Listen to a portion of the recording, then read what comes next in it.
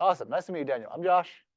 You guys know everything about me, I think. So we're gonna talk about winning the buyer. Last time I taught this class, my response was that I'm a total hypocrite because I don't do that much work. But my life has changed in the past month. I have gotten 5 new clients in the past month, and I'm working with 7 properties. So I'm like, now I feel like, okay, I'm in the game of real estate instead of being a hypocrite. Because most of my background has been, oh, this is not the right thing. I'm not even supposed to use this. Most of my background has been operations and stuff like that, right? So this is a little bit new for me sometimes. Okay, so today we're going to talk about a few things. I don't really feel the need to talk about A buyers. You understand that A buyers are the people that raise their hand and they say, hey, I want to buy or sell a house, right? A means a million different things. Just depends on who you ask. So I feel like this is a minute point. So we're going to just jump into the appointment. So have you guys ever worked with a buyer yet? Okay, how many? Just one. Have you closed the buyer? Okay, so you've had 1 buyer appointment so far. Veterans. Oh, it was very bad. Sweet. Well, let's try to fix that. I'm gonna give you both one of these. I've given you one of these before, right? Yeah. Great. So this is what we use. We need to update it because the law changed, obviously. So on the back, you'll see an FAQ. The first question is false. So don't use that unless you change it. So yeah, getting the appointment. A buyer raises their hand. Give me an example of how your buyer said, hey, I'm interested in buying a house. Well, so mine, it's actually my parents. Oh, nice. So it was before I even became an agent. They said, we have a property in California. We want to 1031 exchange the property. Yeah. And at the time, I was planning to get into real estate. Get into real estate. You're our agent. Sweet. And so that one, that's how it all came around. It was nice. I became an agent because of the conversation. Okay. Did they already sell their property in California? Like, are you on a deadline right now? Yeah. Okay. We're still looking at what the market has. Okay. Cool. Wait, is it so it's not on the market even? Yeah. Okay. Cool. What about you?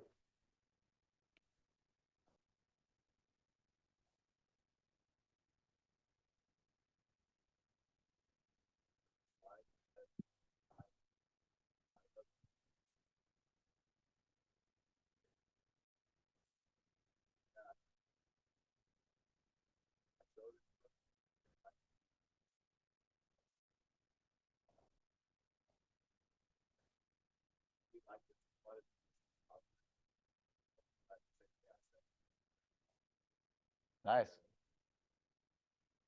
Just like, hey, I'll look through, and then I went out of town for Monday. So I said, okay, I'll reach back to you on Monday.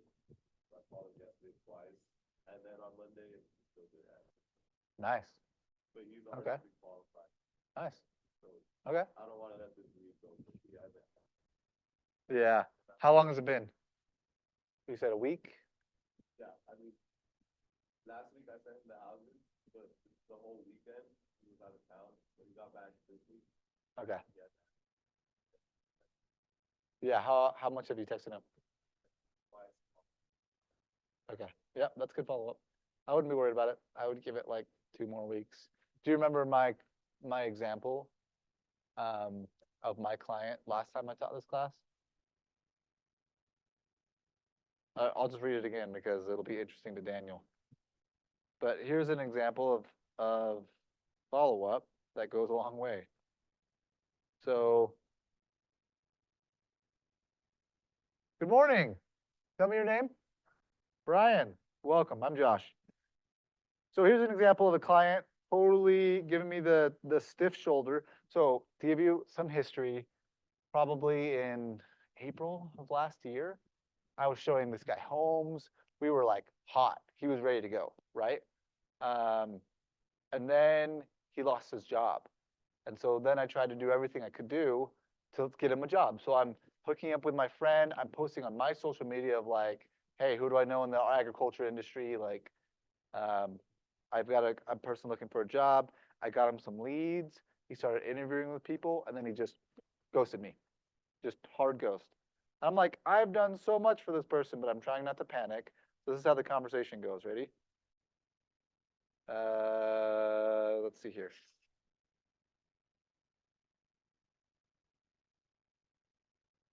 Okay. So the last time I had texted him was July 12th. He said, thanks for the heads up. That's great news. It was just an update. So August 21st. Hey, Hunter, just checking in. Did anything come from those job leads? Nothing. September 12th. Hey, I've been sending this update to a few buyers. Here's the update. Let me know if you have any questions. Nothing. October 5th. Hey, how are you? Have you been able to figure out some things with your job? Should I be asking more people for job opportunities that I know? Nothing. November 30th. Hey, FYI, rates just started to come down. You can get a rate that starts with a 6 again, exclamation point. Nothing. February 6th. Sixes are starting to become the norm. I hope you're alive. Otherwise, these texts are going to get really weird later. And then he replied, Josh, I don't mean to ghost you. We've just been under a lot of stress lately, and I'm just still searching for a new job. I'm close, though. I'm glad to hear sixes are the norm. I'll let you know if we decide to move back to Utah with this new job. No worries. I'm just glad you're alive. I'm trying to balance being helpful and being annoying, right? So, like sometimes people ghost you just because what you text is not important enough or on the radar enough to reply to. And that's fine, right? Like I do the same thing to tons of people I know. So don't take it personally if people don't reply. Only take it personally if they say, stop texting me. Then you just burn their house down, because they've crossed the line. Just kidding.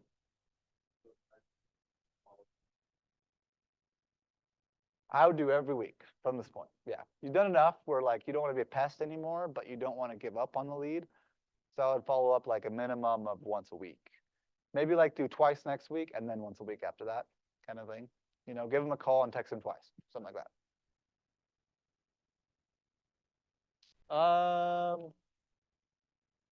I would just maybe, yeah. I mean, it's like there's not a right way to do it. But if it were me, I'd probably text them on Friday and say, hey, heading into the weekend, let me know if there's anything you want to go see or if you have any questions. There's a couple properties that caught my eye. I'd love to talk through them with you.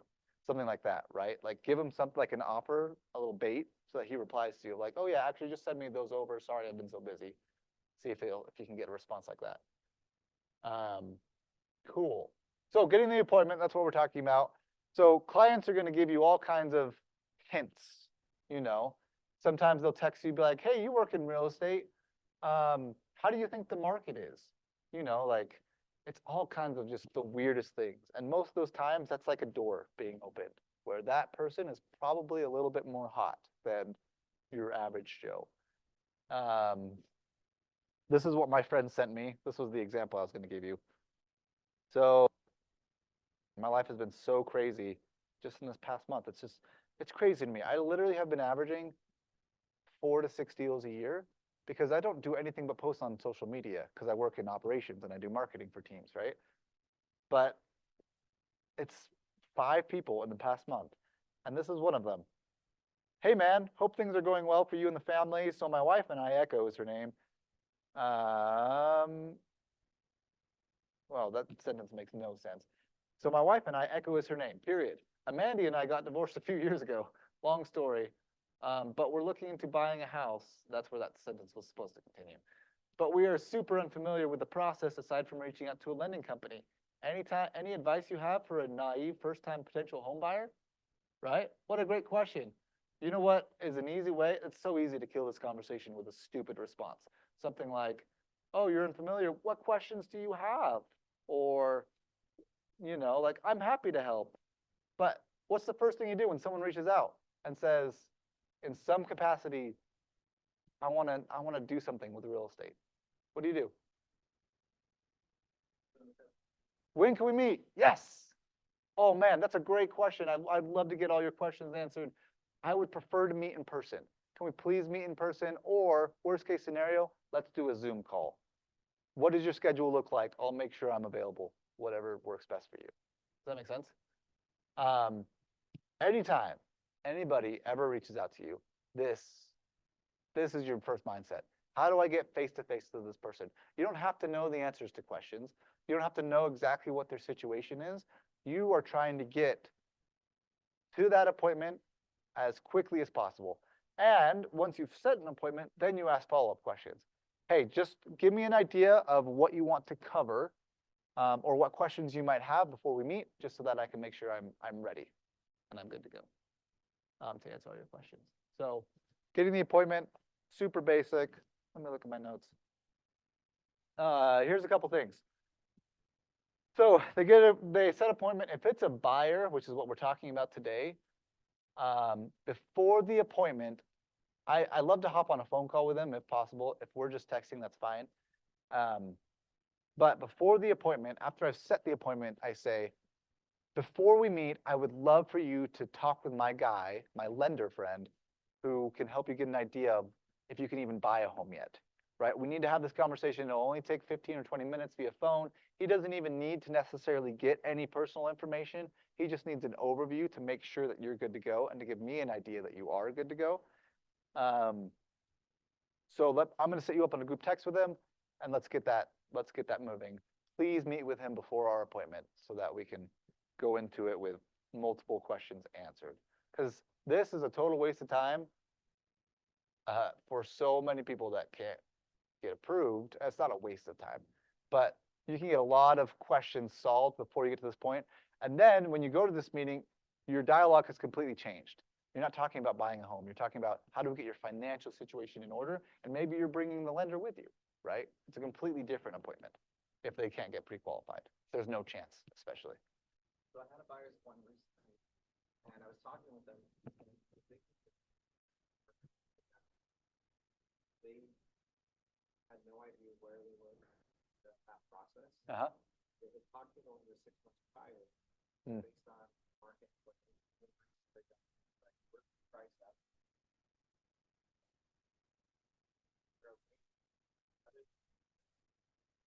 Yeah, I would say you need a second appointment because there are some very bad lenders. I mean, opinion, because there are some very bad lenders out there. Let me get you in touch with my guy. He's got some like secret backdoor options, you know. Let's just double check one more time. And again, it's only 20 minutes. It's totally worth the time to make sure that there's no chance. Because getting price out of the market is kind of an opinion more than a fact, right? And so I would also ask more questions about that. Go 3 questions deep, you know. What do you mean by getting priced out of the market? Does that mean that you can't buy what you want? Or does that mean you can't afford a house at all? Because it might be 5 years before you can afford a house at all, and you have to live somewhere. So why don't we just get you into something now where you're building equity, you're paying down your mortgage instead of somebody else's? You know, like that's a conversation that you can lead in that direction.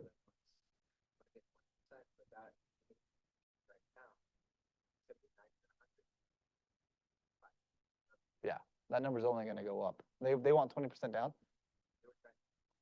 Do you know why?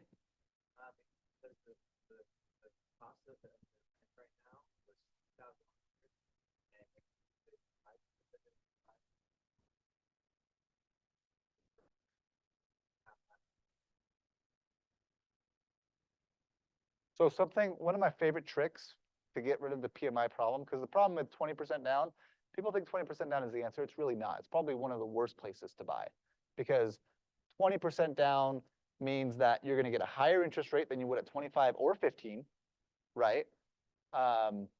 Because it's right at the border. Lending companies don't like 20% down. That's what they'll accept, but that's not what they want, right? So they would prefer 15% down or 25% down. And if you go 15% down and you have PMI, just pay it off up front.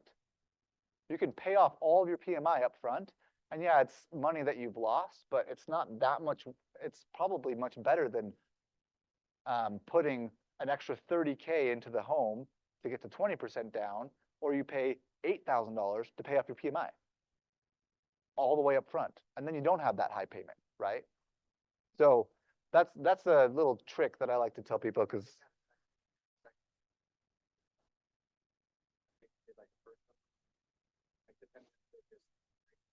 I mean, hypothetically, yes, but that's just like anytime you add a secondary loan, it just gets more and more complicated, right? Yeah, so I'm just ranting now. Any questions about any of that? If I had like the mortgage, Yeah, so anytime you're less than 20% down, you have to pay mortgage insurance, right?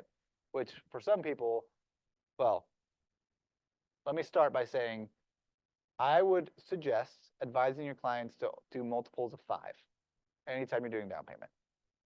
It doesn't make any difference to do 8% or 5%, right? Like the mortgage company is not going to feel like that's a big enough difference, and it's not going to make a big enough difference on your payment to be worth the money anyway. So do multiples of 5, and if you're at 20% and you feel like that's too much, PMI is kind of the bane of people's existence sometimes, but you can pay it off all the way up front, and it's way cheaper than more down payment, like way cheaper. We're talking less than $10,000 versus tens of thousands of dollars for more down payment. So I've done that a few times, paid off PMI. In fact, on the house that I live in right now, I paid off the PMI up front. So I think I put 10% down and then paid off the PMI. So just kind of go to this spot. If you know your loan agents, or your lending agent, do they sometimes sit down and map out for the client if they're nowhere at that point to get them to that block and say what are the first 6 months? Yeah, I mean, if they won't, then they're a terrible lender. Like, that's what a lender should do, right? Is sit down, and that's the conversation that you should have when you're interviewing lenders, right? Of, hey, look, when a client can't get pre-approved, this is what I want. This is how I want it to look like. This is how I'm going to send you referrals. This is how I want you to respond to them. I want you to do it in a timely manner, ideally within 6 hours. Even if the response is, hey, I'm at a baseball game, I won't be back until tomorrow night because we're at a tournament in Vegas or whatever, right? Like, that's fine. I just need a response. Anyway, like as an agent, you have a lot of control over the expectations for all of your vendors. And so set those expectations and do it exactly how you want it to be. Okay. Legal changes. So, okay. So going back to your point, Ivan, you're Brian, right? And you're Daniel. Yes. Okay. I'm remembering people's names. Going back to your point. So you met a guy on the side of the street after your open house. He said, hey, can I go check out this house? The problem with that is the new law that's happening, right?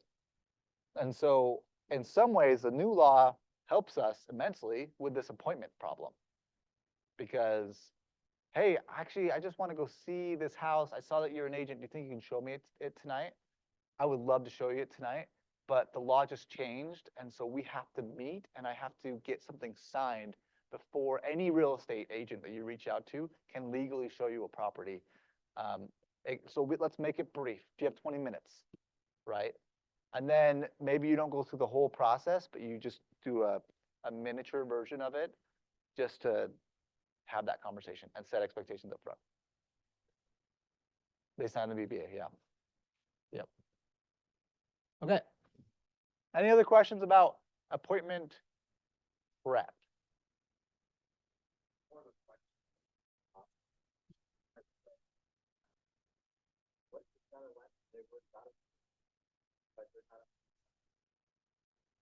If they have something signed, you can't have a conversation with them. So that's the conversation I do have. Oh, so you don't like your realtor? Oh, that's totally fine. The trick is that there's some legal problems that come about this. Have you signed anything with them? Oh, I have signed something with them. Then you have to have that conversation with them. And then once you have something like you don't have anything signed and current, then I would love to help you. But until that happens, I can't really do anything.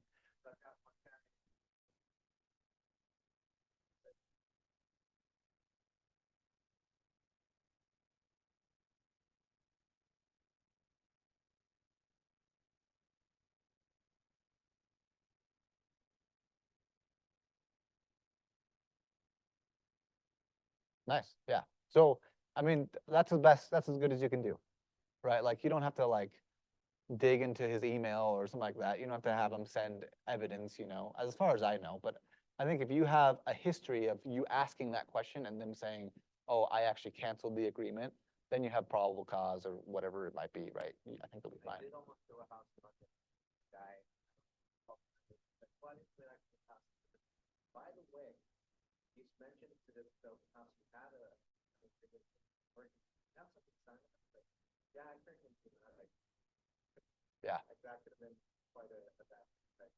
Yeah, and it's less of a bad thing and more of you're either making no money and wasting your time, or you're making very little, right? Because they're gonna come after you, and maybe they won't do anything, right? Like, they have to choose to sue you, and come after you, right? Like, so it's not like you're dead in the water if that happens, but you just want to be careful and cover your tracks. So, yeah, yeah, for sure. The other thing I want to say is that when you're setting up appointments, you need to make sure that you have all decision makers present, right? Because if you don't, then you get one person there, they love who you are, and the other person shows up later and they hate who you are, but you addressed all the concerns that they would have had in your first appointment, right? That's just a recipe for disaster.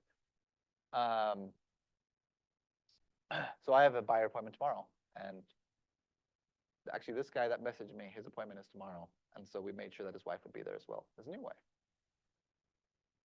Okay. So you set an appointment. Hello, Luke. So we're going to use Luke as an example because he's the one I have tomorrow. So tomorrow I'm going to text him. I'm going to say, Luke, I'm so excited to meet with you today. Just to confirm, you said 3:30 here at the Orem office. Just to give you some idea, this is the address. When you pull up, you want to make sure you enter on the far north side of the building because that's the only way to get to the parking lot. And you'll wrap around and just find any parking spot. Is there any questions you want to make sure that I address when we meet? And I can't wait to see you, kind of thing, right? I'll probably send him that text tomorrow.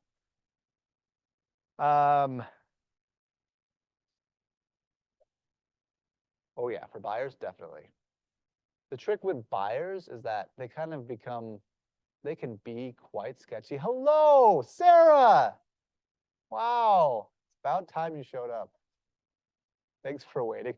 I'm so sorry. I should have waited 30 minutes. Oh my gosh, I love that. Oh, by the way, this is a completely random note. Do any of you want to do an open house on Saturday? I have an open house opportunity for you. There's one. Okay. Okay, no worries.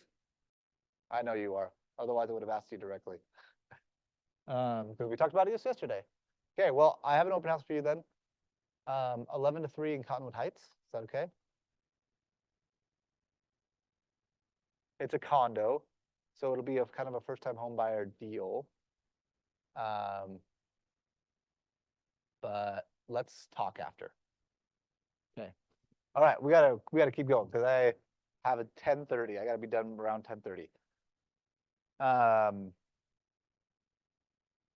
to think, is there anything else we want to talk before we go through an example of a consultation? Is there any questions that you guys have before I give you an example of a consultation and I sit in front of Daniel and I talk to his face? When you say like prepping for the buyer consultation, obviously we've established the locations are a really important part for them. Yes. Prepping them the day of.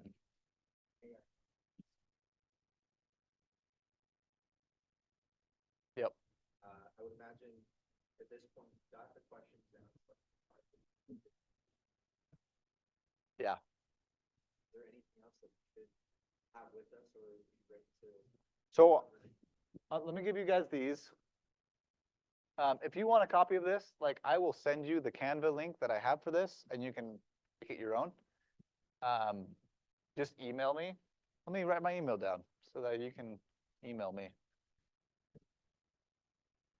So the nice thing, oh my gosh, that was the worst feeling ever. Oh gosh, I hate that thing so much now.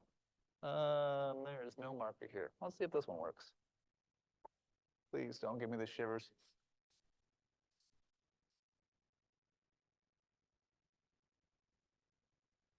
Because it's darker.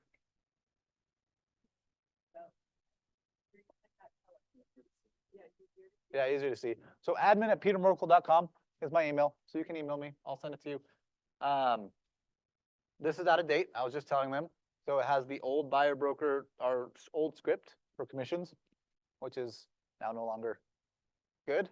Well, it is good for like 2 months or whatever that amount of time will be.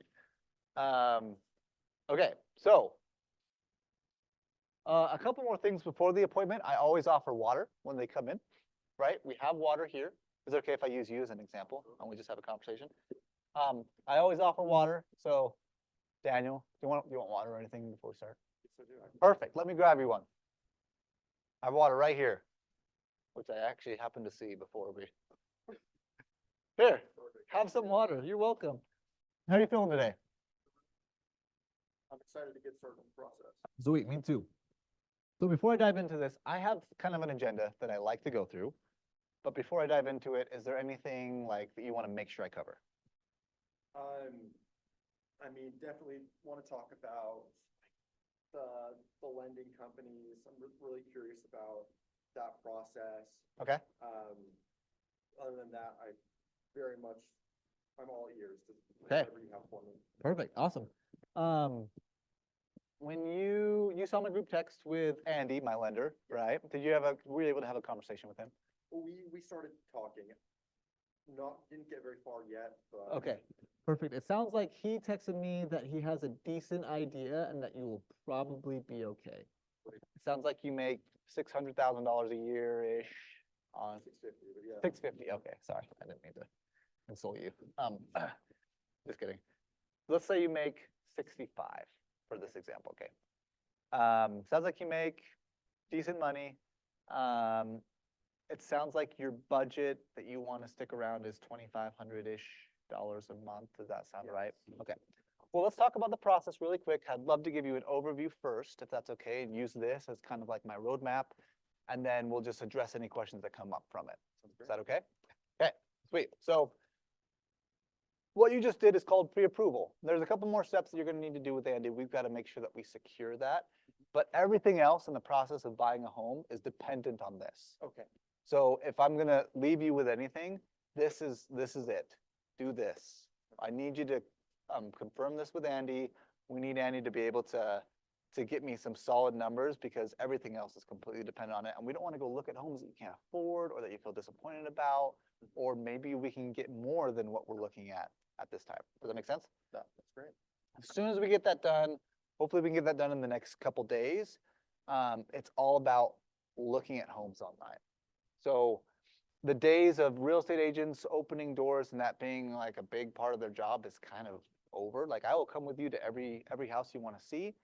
But you can do a lot of the searching online and you'll probably enjoy that, honestly. I mean, like when I shop, right, I love to just go out and just look at things and look up all kinds of places. I'm happy to be a reference for you if you want to know, hey, what do you think about this area? What do you think about this?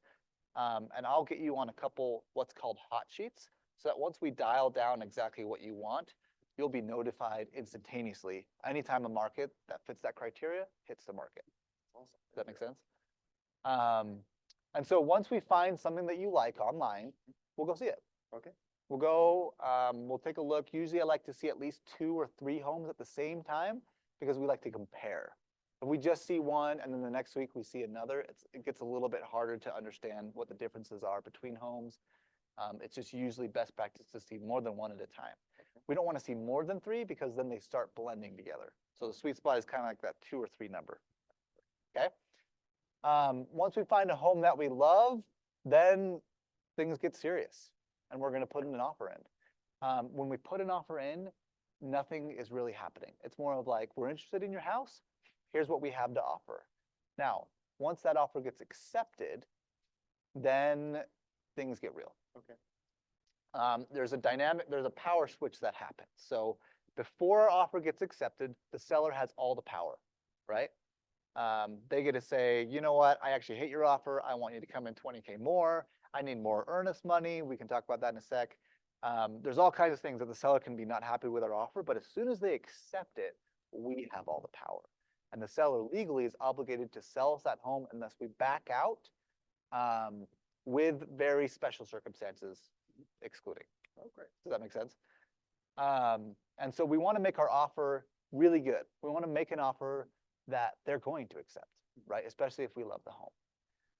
And then once we get under contract, so once that offer is accepted, it's called being under contract. And basically from this point on to closing is when we're under contract. Okay. Okay. Perfect. So once we get under contract, one of the first things you need to know is that you're gonna have earnest money due. And before I go on, just so you know, I'm gonna explain every time we get to one of these steps, we're gonna review this. So Okay. don't stress about remembering everything. I should have said that before we started. Because it's gonna be kind of an info dump, but I just want to give you an overview, right? Okay, so we're gonna have earnest money due. Now, earnest money is money that you're gonna have to kind of plan on up front. It's usually 1% of the purchase price. So let's say we go see a $400,000 house. We'll probably have $4,000 earnest money that's due within a few days of our offer being accepted.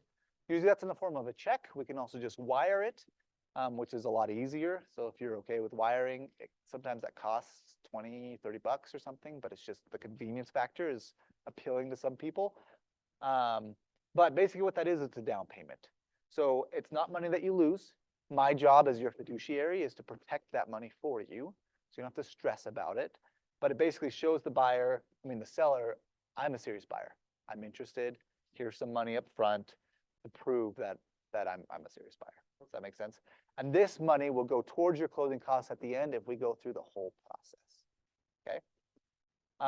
During this process called due diligence, so the first, we'll say 1 to 2 weeks, our job as a team is to make sure you like the house. Make sure we'll get an inspection for the house. You can bring your family over to go check it out. All those kinds of things. And we just want you to feel very happy and feel comfortable moving forward with the house. The second half of the transaction is all about, okay, now that I know I like the house, now I need to buy it. So we got to get our financing in order. This is all you and Andy. And I'm going to be kind of like an intermediary. I'm going to try to help out where I can.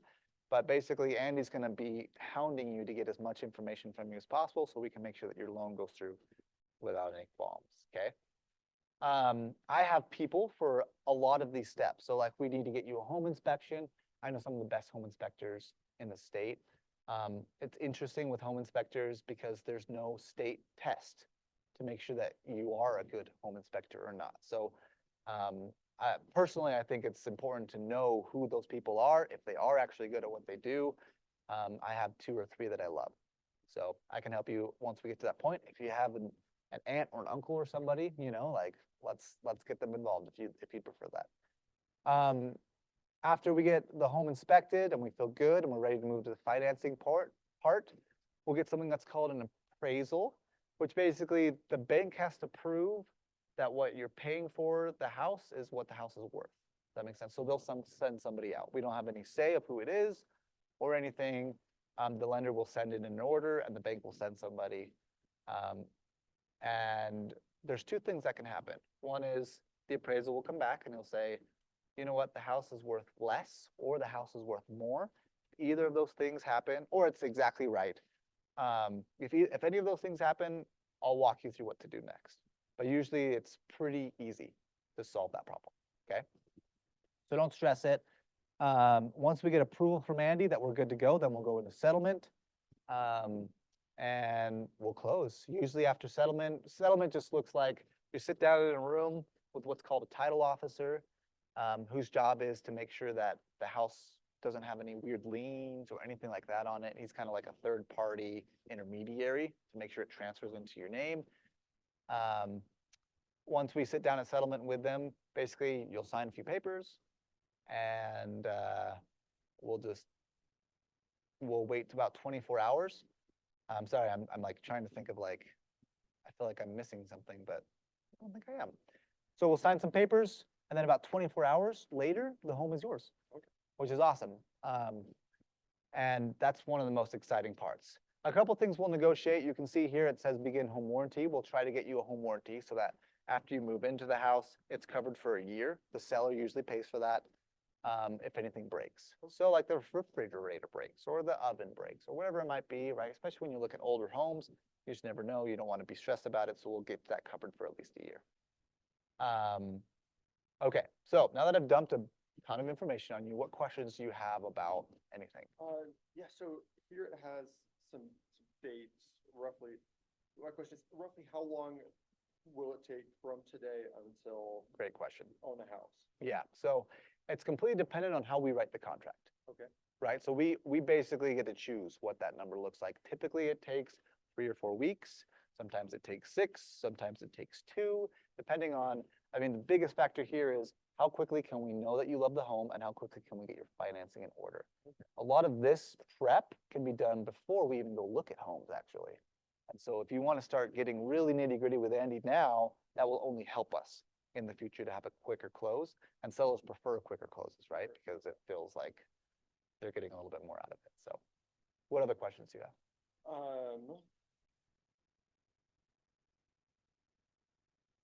All the questions I have right now.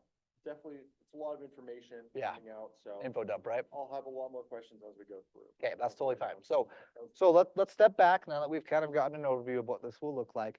This is where we're at, right? So the biggest thing I need from you right now is to meet with Andy, get pre-approved, so we can start looking at homes. And to kind of help you feel more incentivized, let's talk through about what you want in a home, right? So it sounds like if we're just throwing out basic numbers, we're looking at the 400 to 500 range. So let me pull up on the MLS. You guys like my typing sound? What some of those houses look like. So give me some idea of what you're looking for. Do you want a house, a condo? I mean, a house would be great. I know may not be super easy in that price range, just from talking to other friends, they had to go a little bit outside of that range.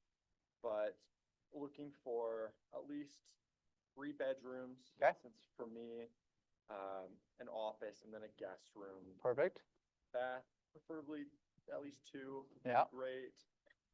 Aside from that, having some sort of a backyard would be great. Doesn't need to be big, but Perfect. I have a dog that I'd love to have some space for. Okay. Those are the big ones that come to mind right now. So if I'm hearing you right, I'm hearing 3 bedrooms, 2 baths-ish. You want some kind of backyard, which usually means we're gonna put the lot at about 0.03, which will include some townhomes. Are you okay with a townhome if it has a little bit of a yard? If it Okay. works, yes. So the trick with townhomes is that you can't, on the MLS, it won't let me differentiate between whether it has a backyard or not. So the best I can do is try to get the lot size right, which will probably have a backyard. We just want to keep an eye on those pictures. But so we've got 3 bedroom, 2 bath. We've got a decent sized yard. I don't think that the townhome honestly is necessary because I think we can get you a single family in that price range. But to be sure about that, tell me about kind of what areas are you looking? And so that I'm very flexible on. Okay. I work fully remote, and so I don't need to be next to my office. Preferably Utah County. My office is in American Fork, so if it's within 20 to 30 minutes, that would be just fine when I do need to go into the office. So 20 or 30 minutes, is that like, I'm gonna throw out some names, you tell me if this is too far. Santa Quinn. It seems a little too far. Okay, Springville. That sounds right. I'd say nothing south of Spanish Fork. Nothing south of Spanish Fork. Okay, so then let's go the other direction. Eagle Mountain. That works. That's okay? Okay. Yes. Perfect. Depending on where in Eagle Mountain. Okay, so like city center Eagle Mountain. Is that too far? Uh, Or are you thinking ranches Eagle Mountain? We'll say either works for now. Okay, great. Okay, so that's all of Eagle Mountain is on the table. We're going as south to Spanish Fork. And then when we're going north, I think the north might come out of play. I mean, to get into that price range, you might be looking at West Valley. Are you okay with like a West Valley? I think kind that of? is a bit too far. A bit too far, okay. So maybe Point of the Mountain, do you feel like you don't want to go past Point of the Mountain, or are you okay to go a little I bit think north? it's okay to go a bit past. Okay. And maybe in this Bluffdale area. Yeah, Bluffdale-ish, okay.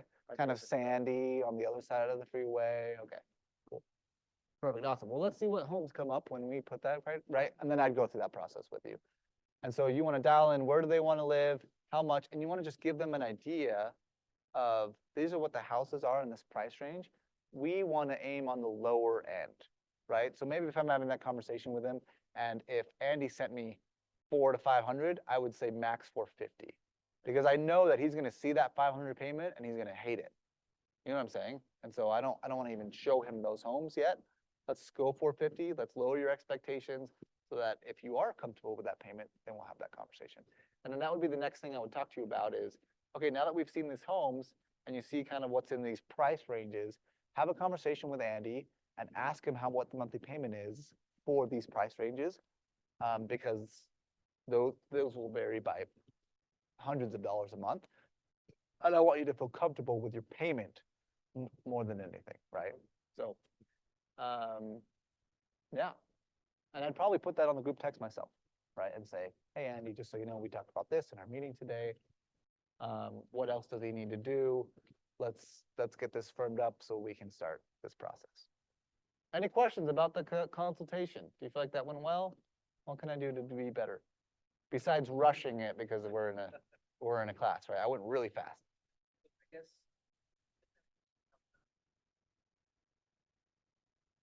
you can feel that there's reluctance. Like maybe I've just done a really good job getting there. And so then it's like, how do I really pull out things that are stopping that process? Yeah, 100%. Yeah. Well, have you heard of 3 questions deep? So 3 questions deep is not a real estate specific thing. But 3 questions deep means when they give you an answer that seems like it's the tip of the iceberg for whatever's bothering them, you're going 3 questions deep, right? So give me an example of something that someone might say to you, that's the tip of the iceberg. I've got a lot of things going on right now. Oh, perfect. Okay, so give me a little bit more detail of what would help you feel better about waiting rather than doing it sooner. And I'm not saying now, I'm saying 3 months, right? Because oftentimes things are not an immediate issue, but can be resolved in a few months.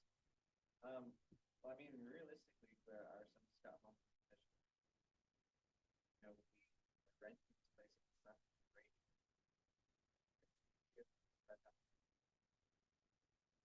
Okay, so you're renting and it's not doing great. I just want to make sure I understand.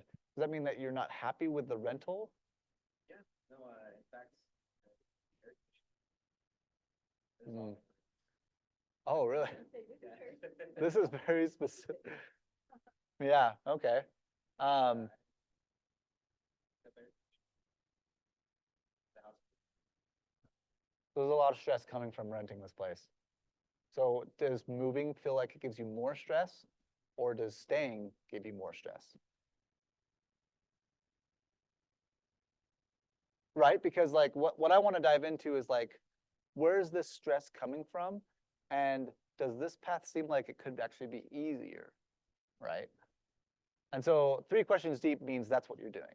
You're trying to like get to the heart of the issue, right? And everything that anybody ever tells you is always surface level, right? How are you? I'm doing good. How are you? Great, right? So surface level, right? Like half of us are only doing okay, right? And so 3 questions deep is just getting to them. Yes.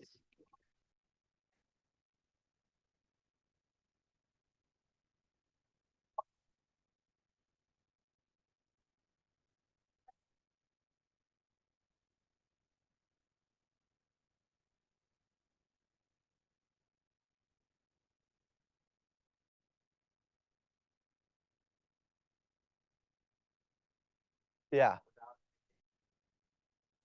Yeah, like your job isn't to sell them anything. Your job is to understand. Does that make sense? And so if you come from understanding, that changes the dialogue completely, and helps them feel like you actually care and like they can open up just a little bit, because people want to open up, right? Like that's something that like people want to tell you about what's stressing them if they feel like you actually care, right? Yeah.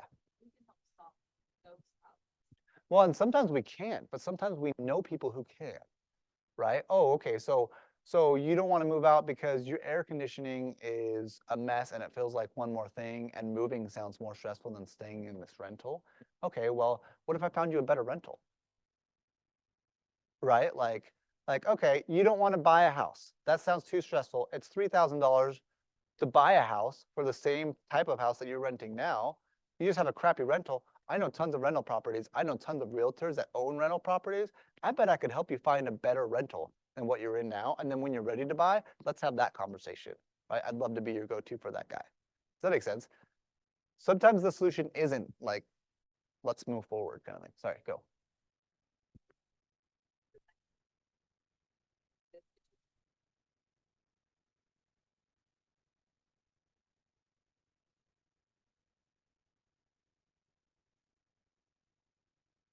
Yeah.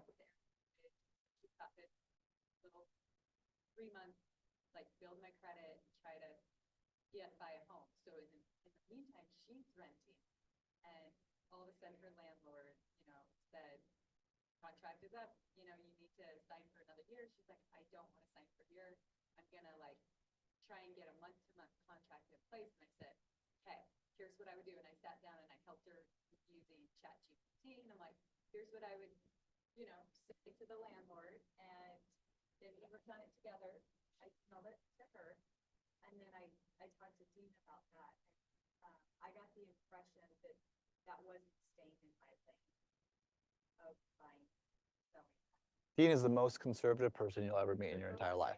So it's a Dean thing, right? Dean's personality, I love Dean. Dean's in my ward, right? Like he's my neighbor. He lives down the street, and he's awesome. But he also is way more conservative than most agents are, right? He likes to stay in his lane, and Dean deals with all the lawsuits at the brokerage. And so anything that says lawsuit, he's like, oh, red flag. I don't want to go down. Like, let's not go down that route, kind of thing. So it's a perspective thing more than anything. And you're trying to come from contribution, which I think is fine. I think there is a potentiality of liability there, right? Especially if you're getting involved with the dialogue that's happening between the tenant and the landlord, right? So that's a little bit more of a gray area, and I can see where Dean's coming from that. But if you're just trying to come from contribution and you say things like, you know what, maybe ChatGPT could be helpful with this. Let me show you how to use ChatGPT, right? And maybe we can find something here and not like, this is exactly what you should send, right? Because then if that goes south, then you're right, then he's right? You're out of your lane, and the landlord sues the tenant, and the tenant sues you because they thought you were their fiduciary when there's not really a contract that says that, but you did something in writing for them. Does that make sense? So there's always that potential. I don't think it would go that way, and you would have a good feel of the client, hypothetically, right? But that's probably where that came from on his end. So in a similar vein, I had the one where I was talking that I wish I had known about the whole method part of this. Mm. And I wouldn't necessarily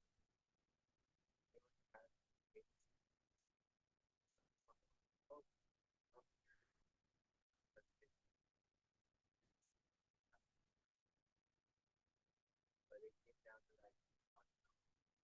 Okay, I switched hats up. So if you're not ready to buy, not ready, but it's like you might so I was like, no, honestly, if you guys want to do this, you got to do X, Y, or Z to start saving. So like, either get a second job or talk to some of your family members. It felt a little bit like, should I even be having that conversation? Yeah. It's a hard question because for some people, renting for their entire life might make sense. You know what I'm saying?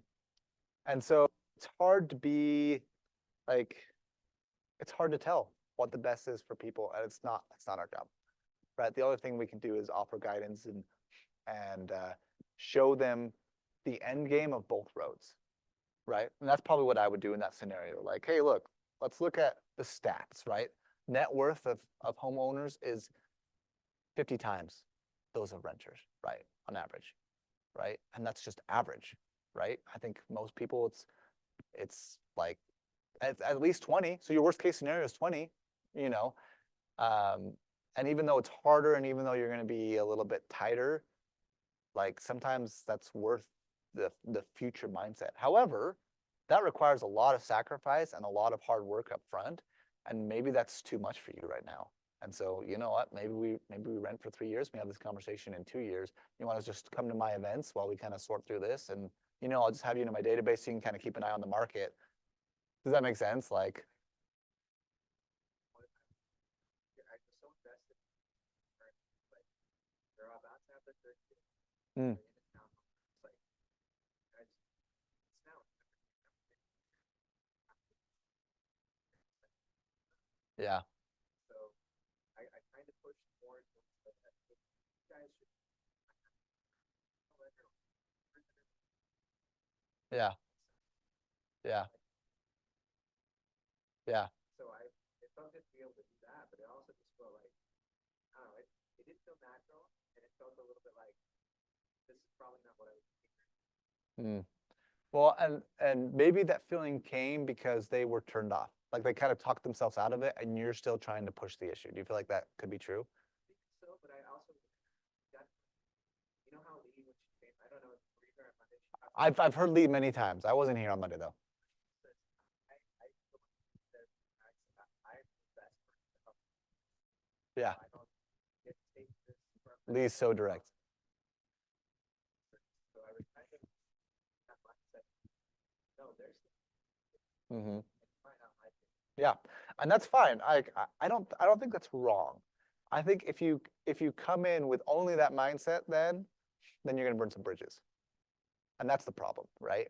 In my mind, anytime I do any interaction with any human being, the last thing I want to do is burn bridges, right? Unless they've like killed someone I know, and even then, it's like I kind of see where you're coming from, you know. Anyway, like the last thing I want to do is burn bridges. So I'm gonna try to just leave that door open in case it ever needs to be open again in the future. Even if it's doesn't like even if it's 10 years and I'll probably never see them again, at least I left it open and we're on a good. That was kind of how I tried to, like, look, I want you guys to buy a house.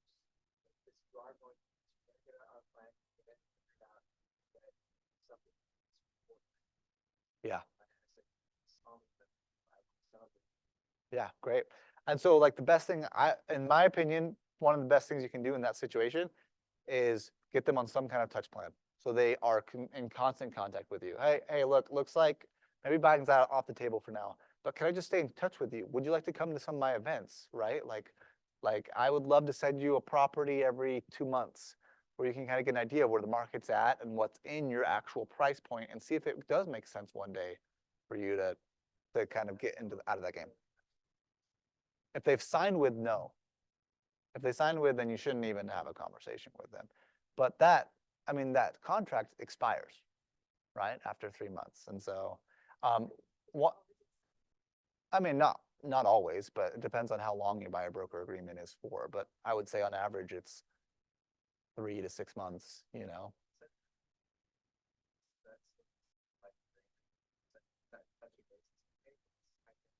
if you know that they're under contract with somebody else, then it's a gray area.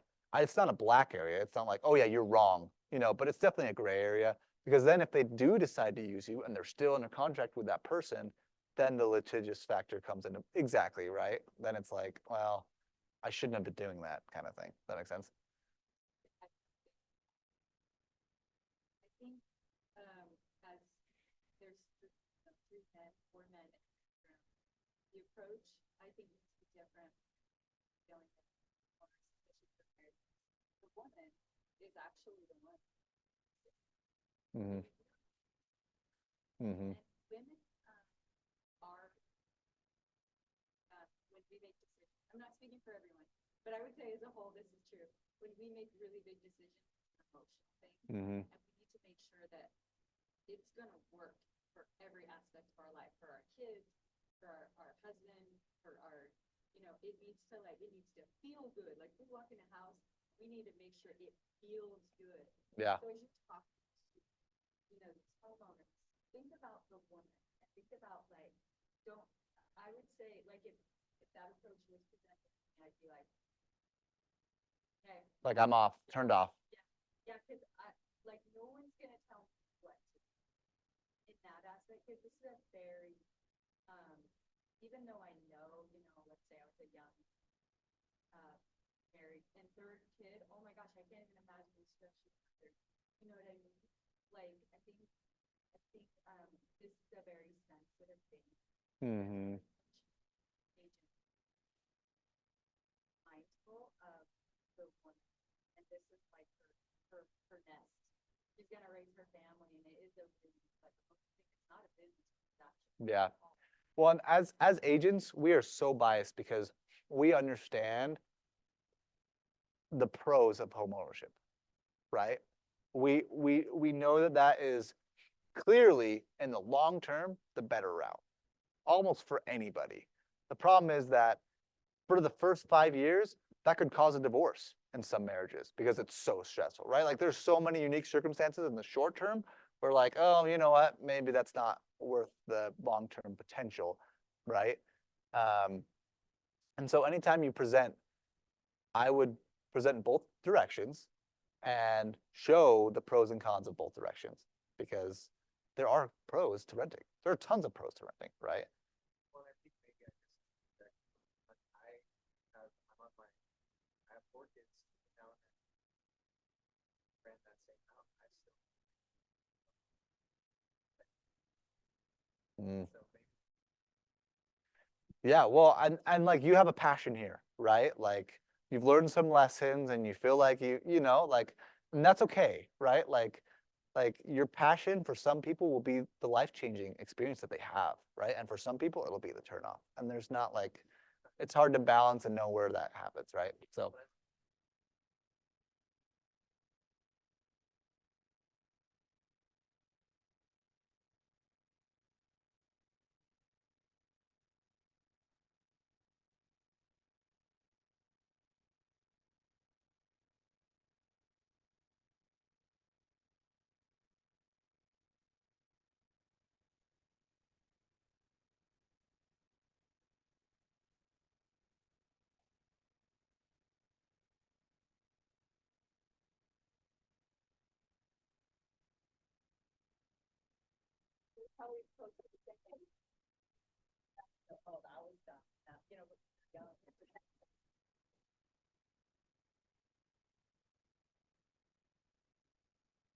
yeah.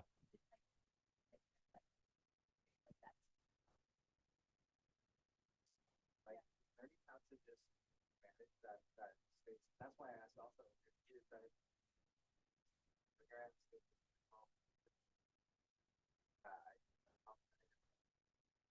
just kind of just okay, really do our best job. But Yeah. Yeah, for me, listing always in the home. Buyers never in the home. Like I would rather meet in a professional environment because the whole point is get them out of wherever they are now. Right. And so I don't want to go meet in there and feel all cozy and you know, whatever. Right? I want to get out of that situation and then look at all the other potentials that are out there, right? But time, my time is pretty much up, but I want to cover a couple things really quick before I leave. Um, the buyer broker. So you're gonna have conversations with people and it's going to get harder to have this conversation with it. And the conversation is, um, let's talk about how I get paid. This is something that we should have done in the thing. The other thing that I missed actually is talking about how they can back out at any point during due diligence. I completely missed that when I was going through that process. It's totally dependent on the contract.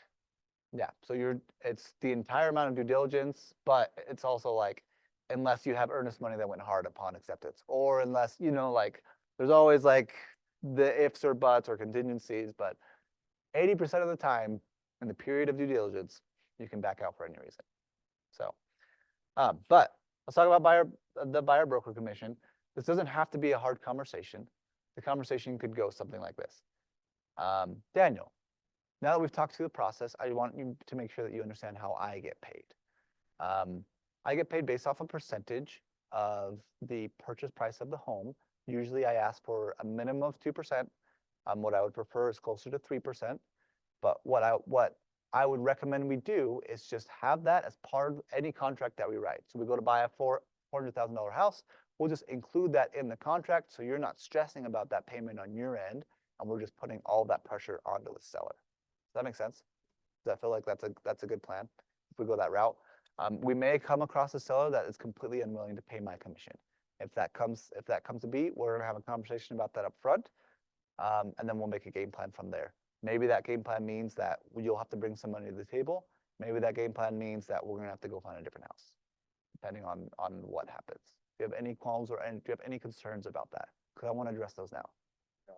Okay, awesome. Well, if anything comes up and you do have concerns about it, let's make sure we talk. I want to have an open dialogue about this. I don't work for free. but I also don't want to be a major burden on you when it comes to my payment. Okay? Awesome. I have a question on that. Yeah. actually, though.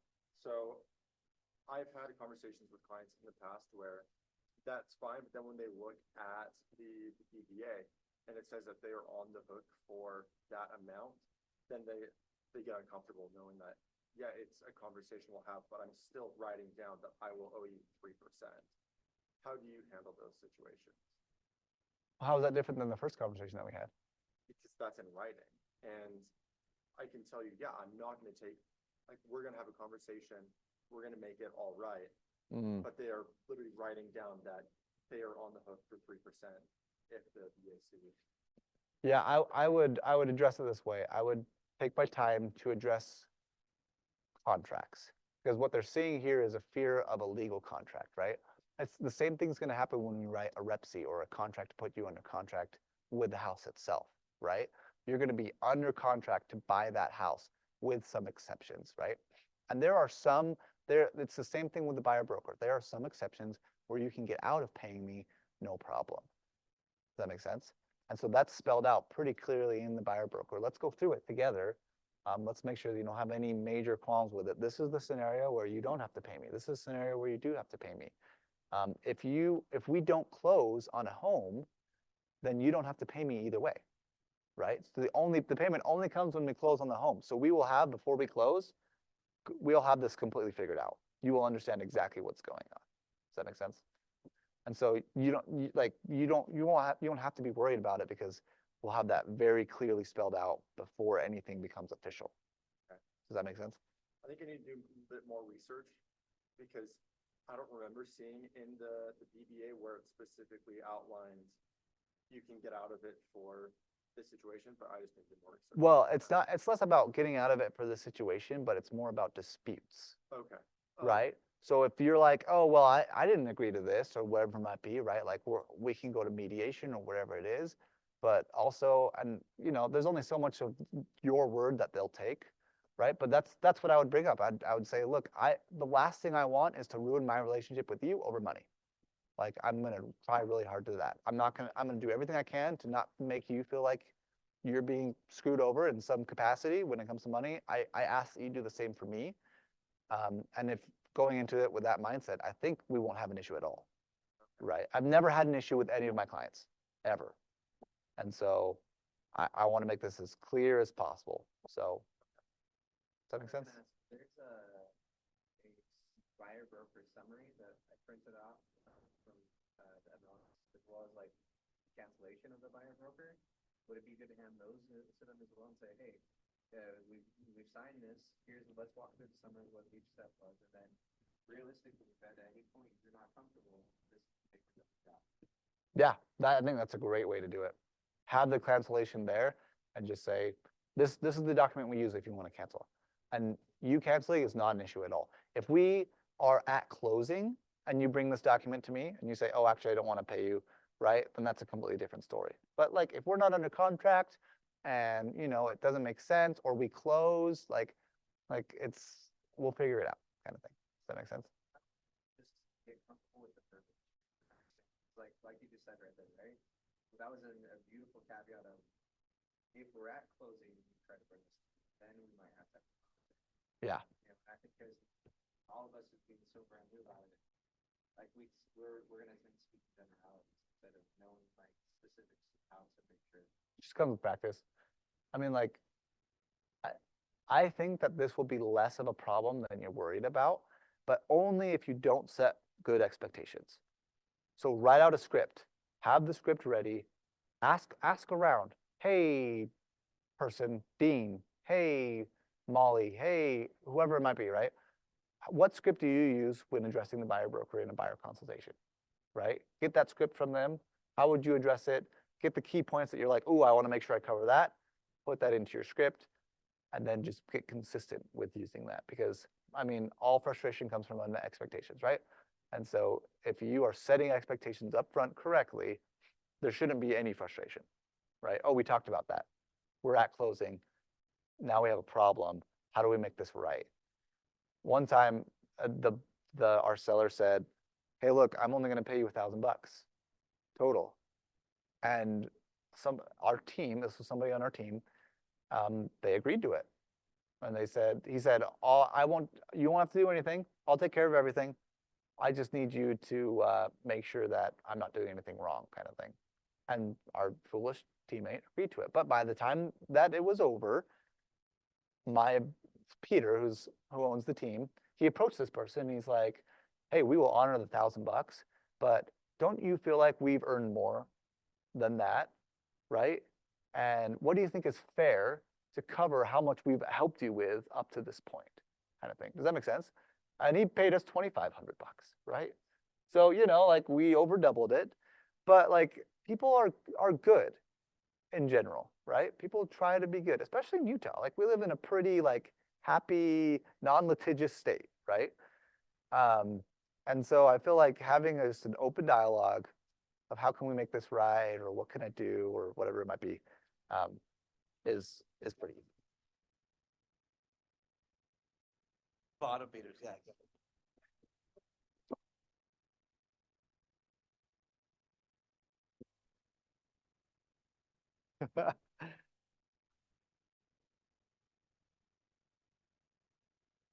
100%. I mean, we probably spent like what, 50 hours helping this guy. So $1,000 divided by 50 hours, what is that? 20 bucks? Is that 20 bucks an hour? I think so. Right? And so we're making 20 bucks an hour to legally represent this person in the purchase of a $100,000 property, right? Like that's not okay, right? And so, but we also don't want to be like, hey, you owe us 10 grand, because we agreed to it up front. So we're trying to keep our end of the bargain, but also help them see the value that we brought, and go from there. So. So I really like this. Awesome. I printed out one of these guys. Yeah, perfect. Yeah.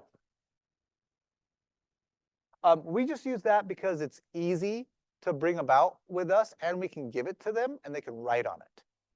So it's disposable. It's $1 to print, there's not a right way to do it.